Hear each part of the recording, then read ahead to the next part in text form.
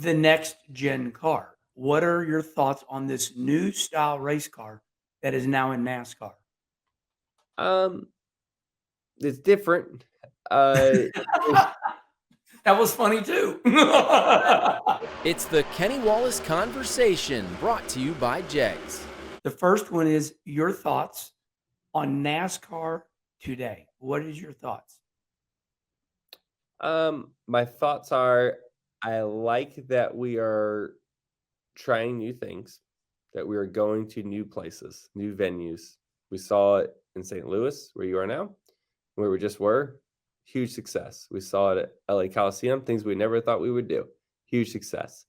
Uh, Road America was a big success. Going to new tracks, new venues, going to tracks one time, I think is where we need to be, and making every race an event. And I don't think there's many tracks that did it better than St. Louis this weekend, but they do a great job. So I think as far as a sport going to different places, we are doing great. I like that. Okay, so the next one is the next gen car. This new car. Now, I want to make you feel comfortable and let you know that all the other great drivers, all the other champions before you, they have told me their real opinion. Uh, the next gen car. What are your thoughts on this new style race car that is now in NASCAR? Um, it's different. Uh, That was funny too. it's like there's pros and cons to it, like everything else. But it has changed the way we've raced. It changes the way we set up a car. It changes the way we practice the car, or what we can and can't do right during practices. It changes the way we evolve a race car from building parts to now we buy parts. Um, that's changed everything. Some of it good, right? Some of it in a good way, if because it's brought new ownership into the sport, new interest into the sport. There's also the old school part of me that really loved practice and really loved like the creativity that of building a new car and coming up with new crazy things that are way You outside the box. cannot gain an edge is what you're this car you Can't, cannot gain an edge. can't I miss that part, but at the same time, I'm not getting beat by much these days either, right? Like it's really it's like it's the decisions you make on the car and the decisions you make behind the wheel. That's it. No one's got a better part than me, right? Like maybe a manufacturer may be ahead of one or the other, here and there.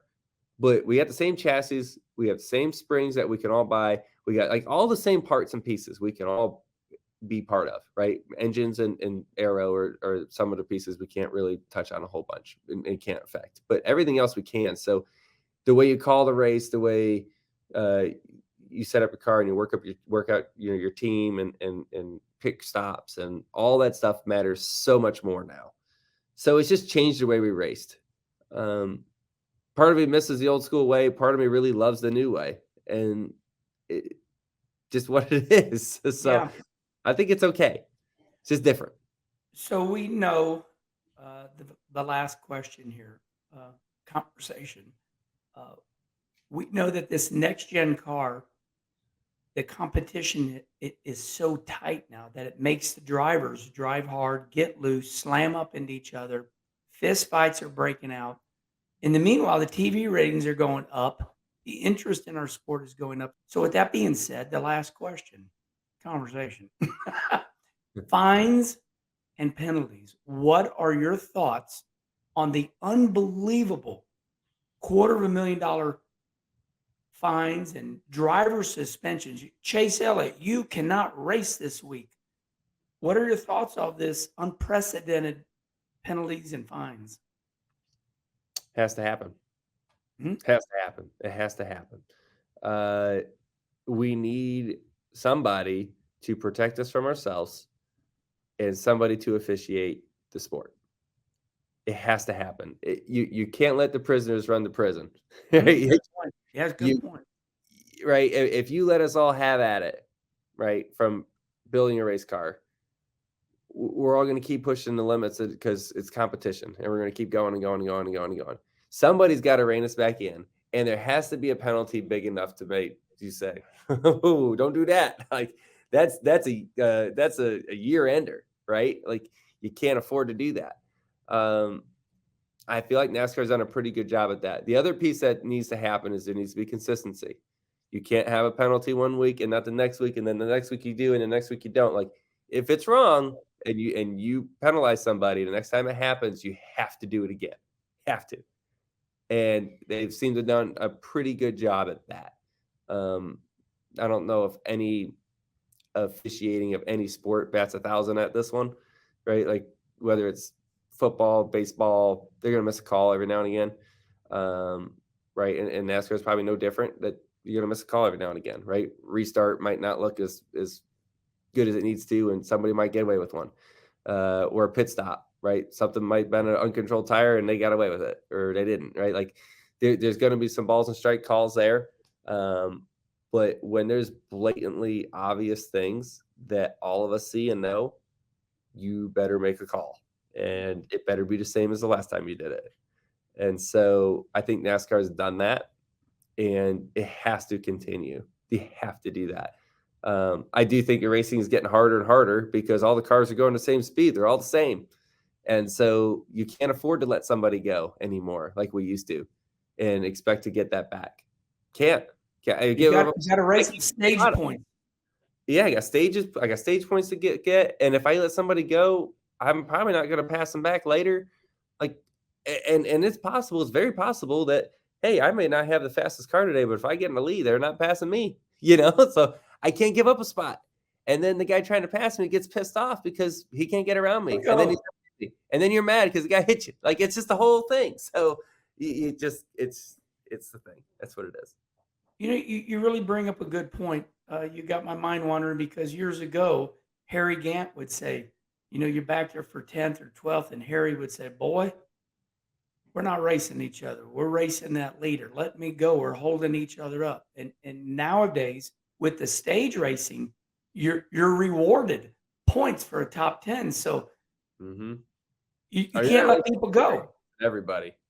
You're racing them all. Yeah. Joey, you are absolutely incredible. And I'm going to tell you, when I feel strongly, I tell people the way I feel. I've been trying to get you on this show for a month and a half because I know this is going to sound weird, but I really relate with you because we're not conflicted. You and I are not conflicted, but you did not disappoint me because we are cheating in life. You mean to tell me I'm going to get paid to drive a race car? Yeah. What? I got my first paycheck when I was 20 something years old. I was a crew chief in the Cup Series. But Joe, you've been wonderful. You've made me better. I want to thank you and everybody for deciding to do the Kenny Conversation. You're a good man. Well, thank you, Kenny. And I appreciate that you keep giving back to our sport, because if it wasn't for, this isn't an old man joke, by the way, but if it wasn't for the previous generation still caring about the sport, there is no next gen of anything, right? Not next gen car, next gen NASCAR, next gen motorsports of any kind, because people like you that have stuck around in a sport and then just take and leave. So many do that, but you were involved with the sport as a driver, and now you're still involved with the sport, whether it's from this and still talking to our fans and helping them transition to the next generation of racers. That is what continues the sport and continues it to grow for the next one. So for people like you is the reason why I'm here. And so thank you for that. And hopefully I can be that person for the next generation. And touche, brother. I like it when you and Kevin Harvick get up in the TV booth on Saturdays. So, okay, that's it. I want to thank you so much